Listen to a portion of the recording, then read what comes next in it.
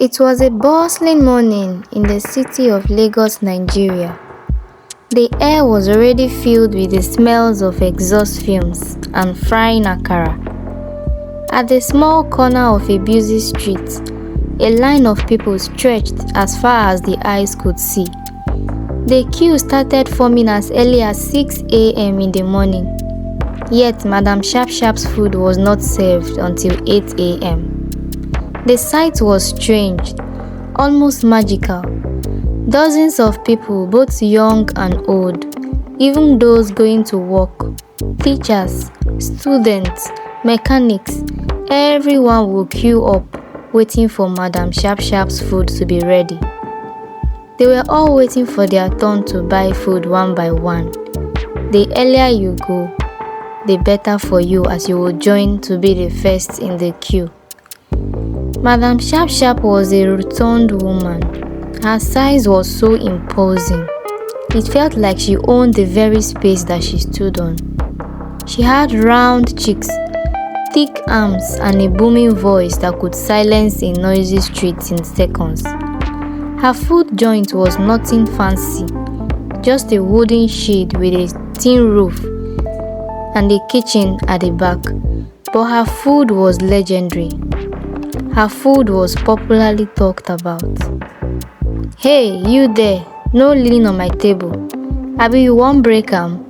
she shouted at a young man who dared to rest his hand on her serving counter. He quickly moved away without arguing. He was not even offended. All he was thinking about was when his turn would reach for him to get her food for the day. Madam Sharp-Sharp's rudeness was a very famous one, just as her food was famous.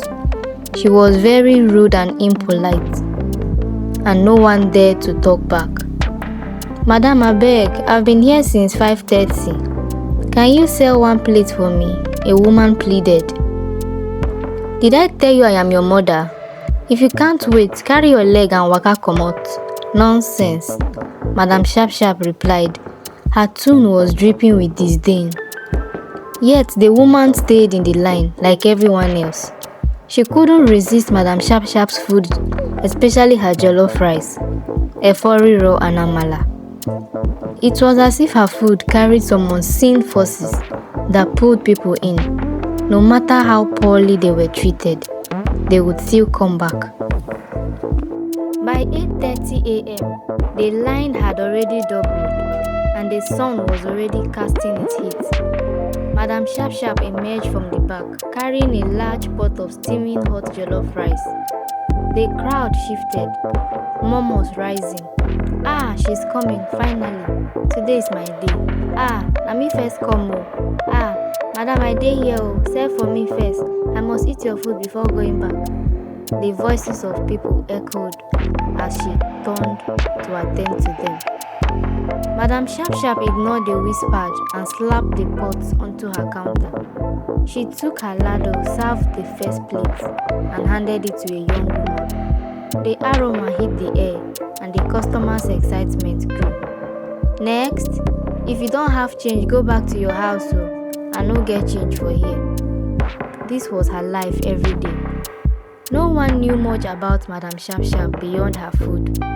She didn't smile, she didn't chat, she had no friends, no relative, and no one seemed to care about that.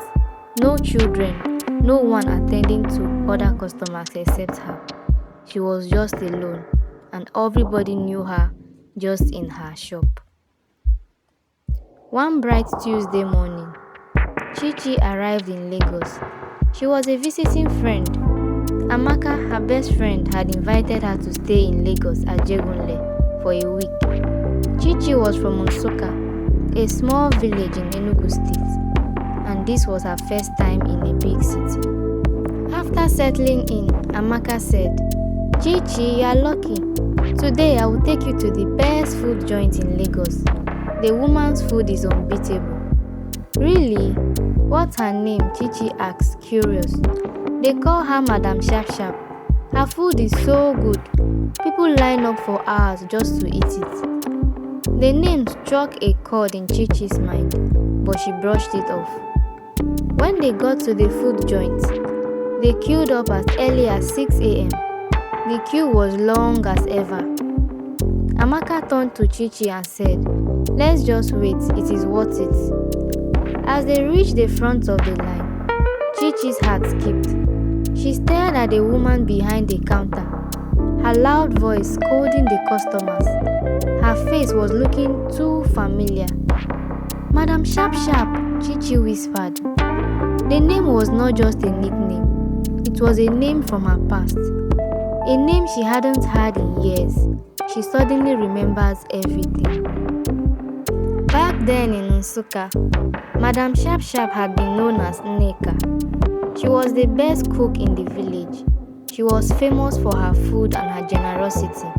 She was very friendly. Everyone loved her. People adored her. She often served food that are remaining for the day to the less privileged and the poor people around. And her small food business flourished. But the tragedy struck in when her best friend Ifeoma betrayed her. Ifeoma had been jealous of Nneka's success and her happy marriage. One day, she poisoned Nneka's food just to steal her husband. Nneka died in pain. Her dream shattered. Her life was stolen, and the villagers mourned her death. But her spirit never rested.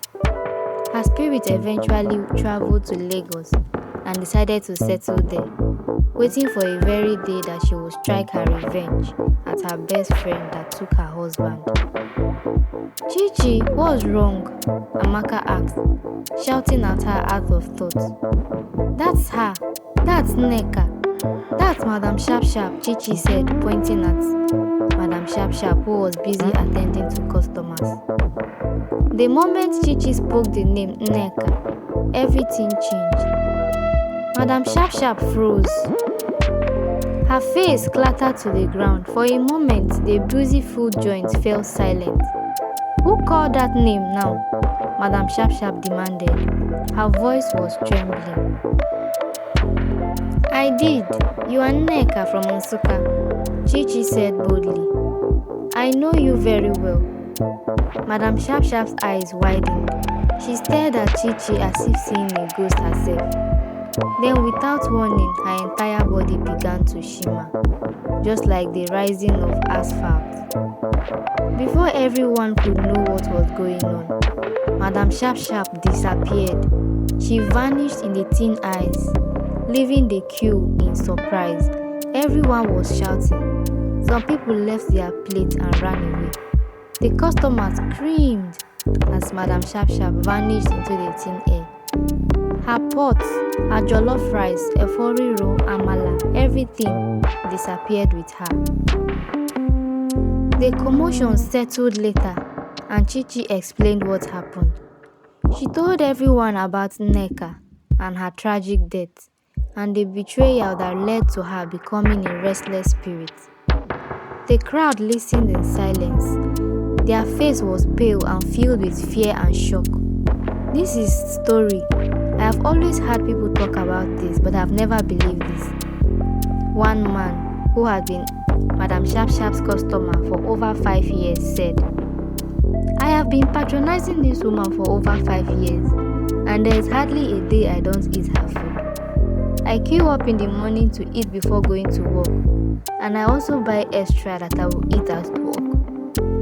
No one believed that Madam Sharp Sharp was a ghost. Although we had our fears, the man continued. She does not smile with anyone. She does not have friends or any relatives. Yet, people keep gathering at her shop to buy food despite her attitude. Despite the way she treated us, we will always find ourselves coming back to her shop. And her food was second to none. The man continued. Amaka, Chichi's best friend, was dumbfounded. She did not know when she started crying. "So I have been eating a food that is from a ghost," Chichi startled. And Chichi ended by cheering the general public to return back to their various premises. She continued by telling them to be careful.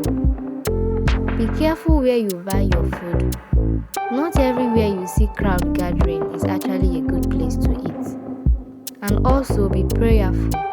Allow God to lead you.